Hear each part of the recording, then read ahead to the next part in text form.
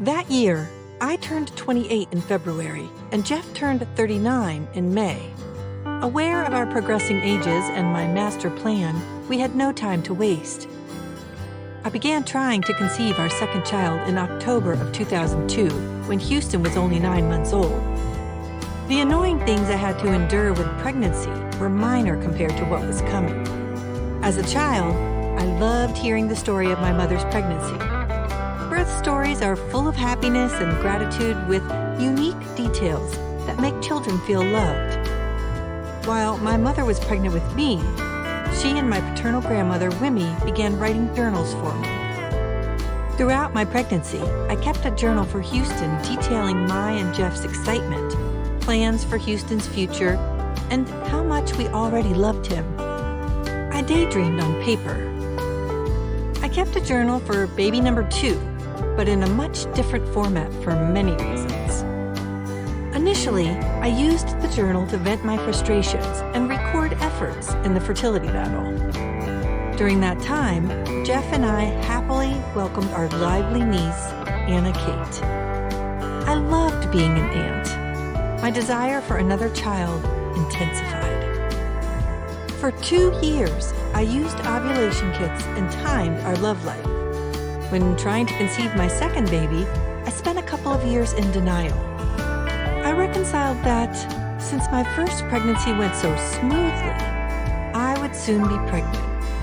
I blamed the negative results on Jeff's being out of town for business, my misreading ovulating kits, my diet, and everything imaginable and reasonable. I also blamed my infertility on my stressful job. I worked hard, but I was consumed with trying to conceive.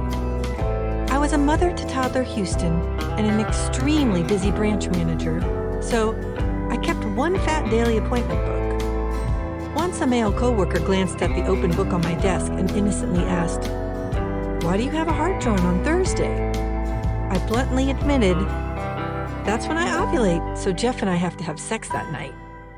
He blushed, left, and never looked at my planner again. In December 2004, I quit my job as a bank branch manager in hopes that the lower stress lifestyle of a housewife would help me conceive. Jeff had switched from a career in sales to become a realtor and could support us on his own. The change in lifestyle definitely made life with Jeff and a 3-year-old Houston more enjoyable.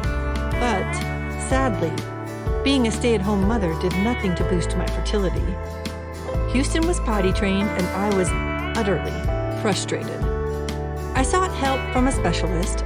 Our first appointment cost $1,900. We rapidly used up money in months.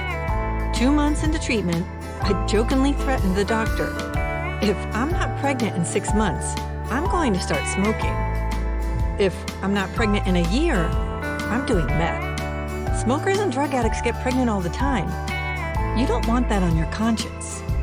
"The pressure is on, doctor." Jeff and I answered awkward questions and endured embarrassing procedures for the next 4 years. A friend teased Jeff, "I hear you've been treating your body like an amusement park." Below is an excerpt from my baby number 2 journal, dated August 8, 2006, 2 years into the fertility treatment trials. Dear hopefully baby number 2, I've been trying to have you for 4 years now.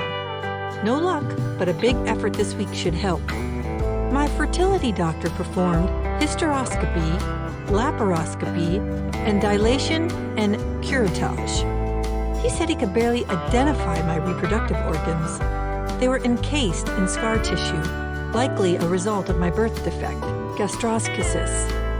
He diagnosed me with a clotting disorder, or MTHFR.